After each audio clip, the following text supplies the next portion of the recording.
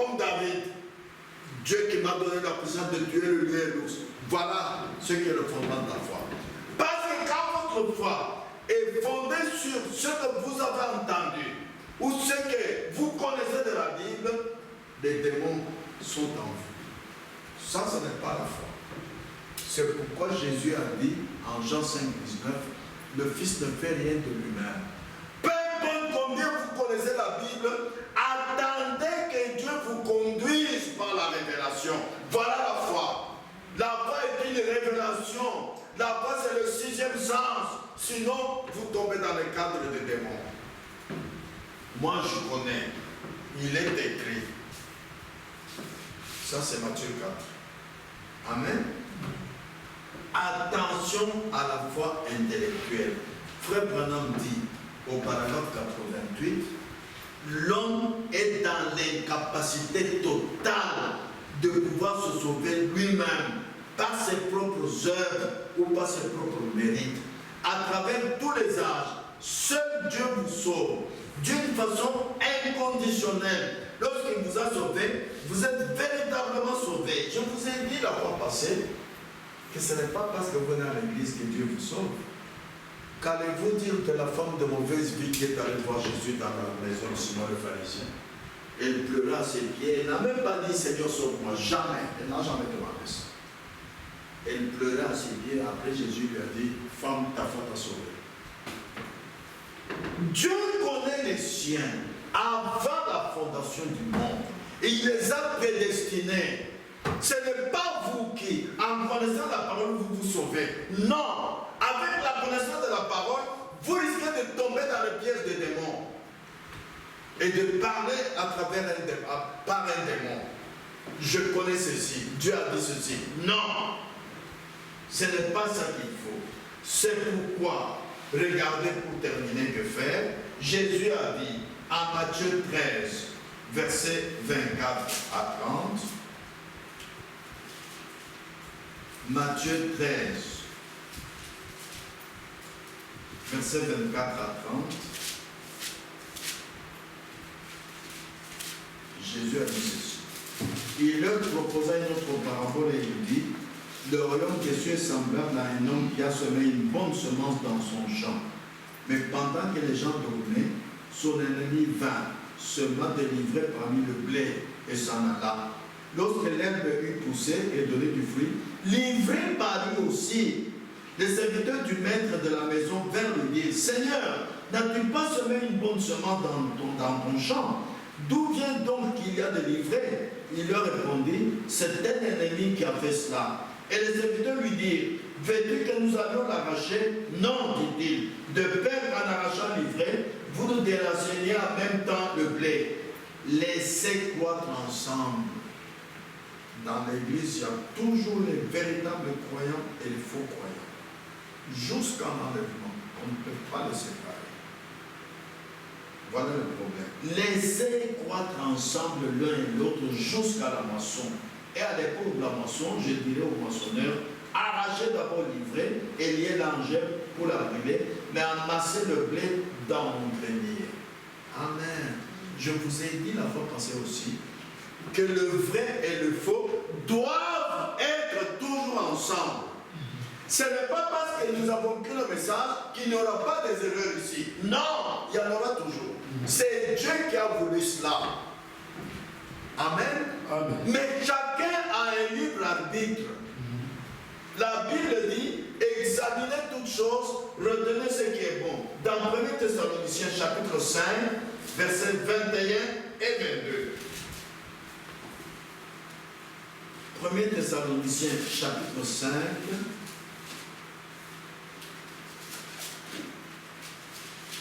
versets 21 et 22. Mais examinez toutes choses, retenez ce qui est bon. Abstenez-vous de toute espèce de mal. Ça, c'est l'exhortation que Dieu nous donne. Quand la mauvaise semence paraît dans l'église, vous vous en abstenez. Ne l'imitez pas, ne l'écoutez pas. C'est Dieu qui le dit.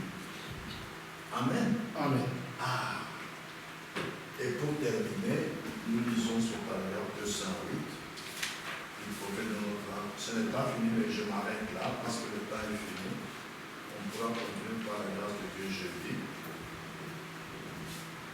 Sachez au moins que les démons existent réellement. Il ne s'agit pas d'un mythe quelconque. Ils sont bien réels. Vous devez savoir ce qui est vrai et ce qui est faux. Vous-même, vous devez savoir que ça c'est bon, ça c'est mauvais.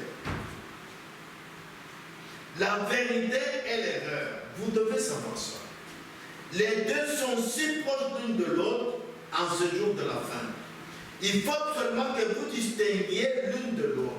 Il faut faire la différence entre l'une et l'autre. Ne vous laissez pas abuser. Toutes les deux se trouvent tout près de vous à la porte.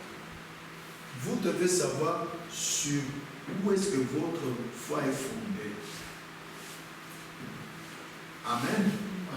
Ah, sinon, c'est ce qui va déterminer votre destination finale. Ou bien vous aboutirez au ciel, ou bien vous aboutirez en enfer. Ça dépend de vous-même. Les deux esprits œuvrent au milieu de nous. Ils sont toujours là, les deux. La vérité et l'erreur sont parmi nous. Et c'est à vous de choisir. Dieu vous a laissé le choix.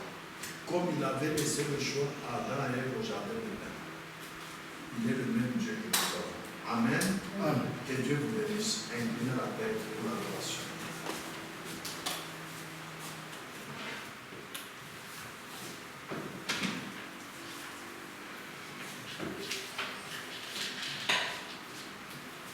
Mon frère et ma soeur, l'enlèvement d'arbres, parce que les uns marchent de ce côté et les autres de l'autre côté, c'est la confusion. L'un dira, notre docteur un tel a dit qu'il s'agirait de ceci, et l'autre dira, non, car notre docteur un tel nous a prêché qu'il s'agissait de cela. Votre foi ne doit pas être fondée sur les paroles, non. Acte 1:8 est clair. Vous recevrez une puissance. Le Saint-Esprit surviendra sur vous et vous allez en parler. Non, vous serez mes témoins. Vous direz, voilà ce que Dieu a fait dans ma vie. Voilà ce que Jésus a fait dans ma vie. Levez-vous. Nous allons tous lire ces versets. Et Dieu vous aide à ce que ces choses deviennent plus claires pour vous. Et puis, nous allons prier. 1 Corinthiens chapitre 2, versets 4 et 5. Vous y êtes? 1 Corinthiens chapitre 2, versets 4 et 5. Lisons. Et ma parole et ma prédication ne reposait pas sur des discours persuasifs de la sagesse, mais sur une démonstration d'esprit et de puissance, afin que votre foi fût fondée, non sur la sagesse des hommes, mais sur la puissance de Dieu. La puissance de Dieu qui habite dans votre propre vie. C'est tout. C'est une expérience personnelle. Amen. Amen. Ah. Lisons maintenant Romains chapitre 3, verset 11. Romains chapitre 3, verset 11. Vous y êtes?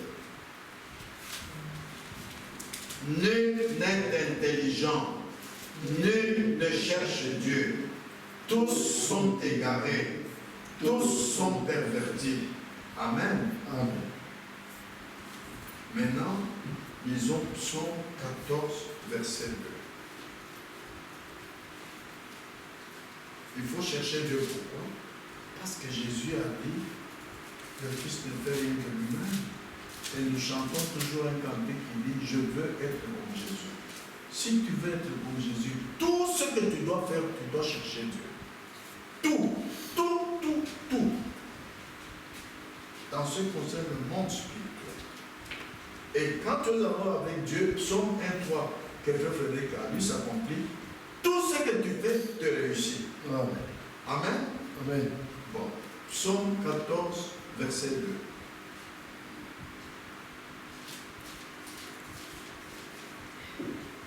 Disons, l'Éternel, du haut des cieux, regarde les fils de l'homme pour voir s'il y a quelqu'un qui soit intelligent, qui cherche Dieu.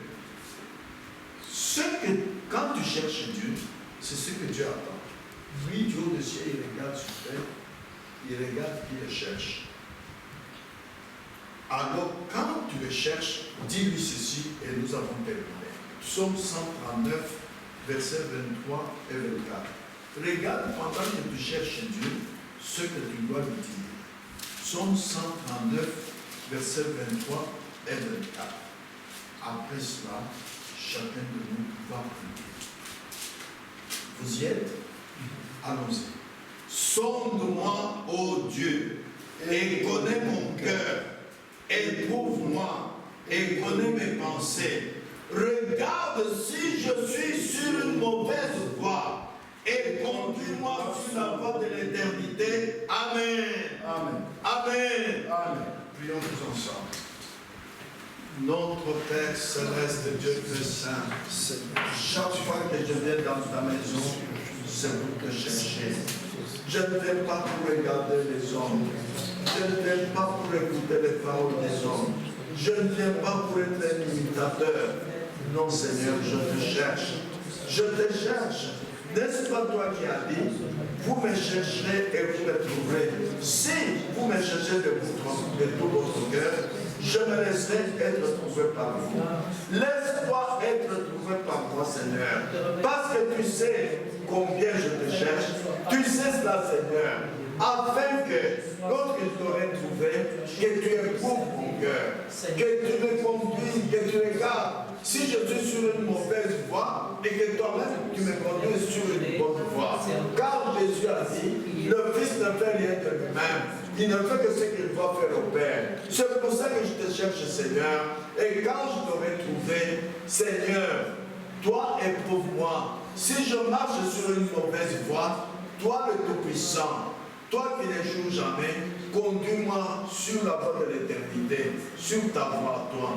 Je te le demande avec foi, dans le nom glorieux et tout-puissant de Jésus-Christ. Alléluia. Je veux être comme Jésus. Je veux être comme Jésus. Tout au long du voyage de ma vie. De ma vie. De la terre à la gloire. Je demande seulement à être comme lui. Les démons sont venus vers Jésus avec une écrit. Jésus n'a pas accepté. Si toi, comme tu as chanté que tu veux être comme Jésus, n'accepte jamais l'interprétation particulière. N'accepte jamais le raisonnement sur la parole de Dieu. N'accepte pas même ta propre pensée qui te conduit d'une manière contraire à la parole de Dieu dans la Bible. N'accepte pas. Jésus revient bientôt. Amen. Un frère ou une sœur qui est poussé par le Saint-Esprit peut lever la voix et prier. Seigneur Jésus, merci beaucoup pour ta parole, Seigneur Jésus-Christ. Oui, Seigneur, tu me pardonnes, Seigneur Jésus-Christ. Seigneur, je te demande pardon, Seigneur Jésus-Christ. Parce que Seigneur Jésus-Christ, des fois, Seigneur Jésus-Christ, je me laisse être conduit, Seigneur, par mes pensées, Seigneur. Par mes raisonnements humains, Seigneur Jésus-Christ. Oh, éternel Tout-Puissant, pardonne-moi, Seigneur Jésus. Je veux réellement, Seigneur Jésus-Christ, que tu puisses me conduire, Seigneur Jésus-Christ. Oh, éternel Tout-Puissant. Que je ne puisse pas me détourner de ton chemin, Seigneur Jésus. Oh, éternel de Tout-Puissant, car dans le jardin d'Éden, Seigneur Jésus, elle était venue avec la parole, Seigneur Jésus-Christ. Oh, éternel de Tout-Puissant, ce n'était pas suffisant, Seigneur. Tu demandes, Seigneur Jésus-Christ, que nous puissions marcher selon ta révélation, Seigneur Jésus. Révèle-moi ta parole dans ma vie, Seigneur, tous les jours, Seigneur Jésus-Christ.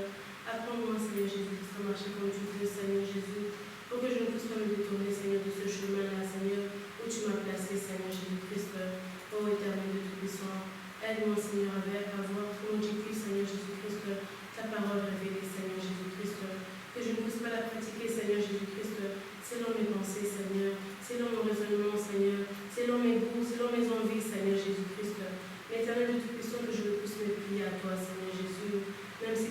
c'est difficile, Seigneur Jésus. Même si par moments, Seigneur, je me sens découragée, Seigneur Jésus-Christ, car je sais que c'est dur, Seigneur Jésus. Mais à qui irais-je, Seigneur Jésus? À qui irais-je, Seigneur Jésus, si ce n'est qu'à toi, Seigneur Jésus? C'est pourquoi encore, Seigneur Jésus-Christ, je viens auprès de ta croix, Seigneur Jésus-Christ, te demander que tu puisses m'aider, Seigneur Jésus. M'aider, Seigneur Jésus-Christ, à faire ta volonté dans ma vie, Seigneur Jésus. M'aider à ne pas me décourager, Seigneur Jésus. Sois mon guide dans ma vie, Seigneur Jésus-Christ, encore une fois. Éternel Dieu Tout-Puissant, oui, je sais que je serai trop grave, Seigneur Jésus, dans les petites choses, Seigneur, ou dans les grandes, Seigneur Jésus. Éternel Dieu Tout-Puissant, il n'y a que toi qui peux m'aider à pratiquer ta parole comme toi tu le veux, Seigneur Jésus. Oh, Éternel Dieu Tout-Puissant, que je ne puisse pas m'en écarter, Seigneur Jésus-Christ, que je ne puisse pas faire des compromis avec ta parole, Seigneur Jésus-Christ, dans ce qui m'avance, Seigneur Jésus, car tu vas t'écarter de moi, Seigneur